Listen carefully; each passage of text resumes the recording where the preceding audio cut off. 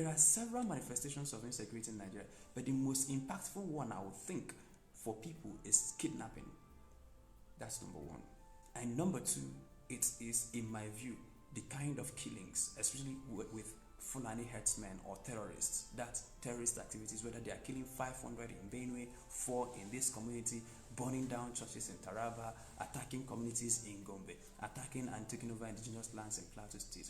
If you give the governor of Plateau State, for instance, his policing structure that he is angling for, let's discuss what might happen to Plateau. The first question you ask yourself is equipment.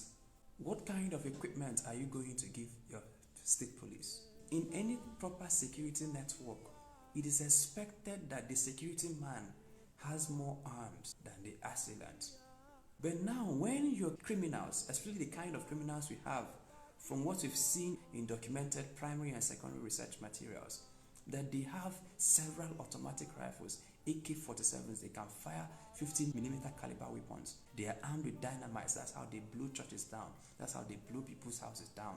And the kind of equipment they have, sometimes they have anti-tank weapons. An effective range of an AK-47 is 350 meters. A standard football pitch is 110 meters. Not the stadium itself, but the pitch.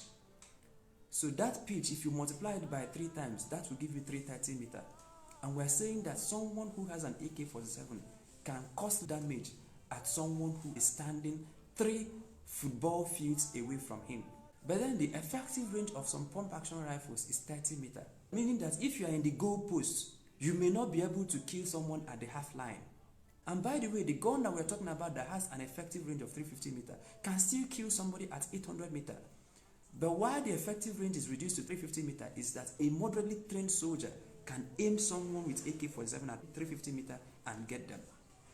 Now at 800 meters, the bullet will still kill, but it is difficult to aim.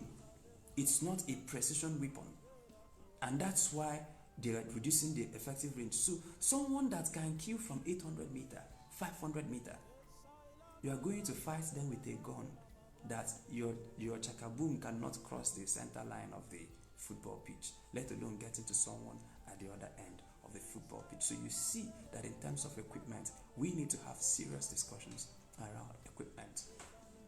What are we equipping? It's not state police by name. What are we equipping them with? Now, if we have agreed on what the equipment is, and I would recommend, I would believe that it should be, because of the level of insecurity we have now, it should be assault rifle, military grade assault rifle, and the weapon of choice may be AK-47, which is Nigeria's standard operational weapon of choice. With that, the state police can stand their ground when they are being attacked, or they can impose their will on the kind of people we are talking about. The youths in Benue State who left their communities, went to these communities that were being attacked in Agatu, went there to support their brothers, to fight. And what did they come out with? That these guys have military grade assault rifles, and that your Dane gun is not enough to fight this kind of criminality. So the people who go around killing people in Plateau State, you cannot fight them with Dane guns. Another example, see what Amoteku is doing in the southwest. Amoteku started out well, but look now, you're hearing difficulties that they always fall to the superior firepower of the criminals, because Amotekans are armed with pump actions. But the people you are sent to go and arrest with pump action have more lethal weapon than you. So it's just like telling a 5-year-old person to go and arrest an 18-year-old man. It can't happen. So it is usually the stronger person that should arrest. And so where we have determined that the security threats we have are armed that much, the best we can do is to at least match them with arms. And then we can now overwhelm them with numbers.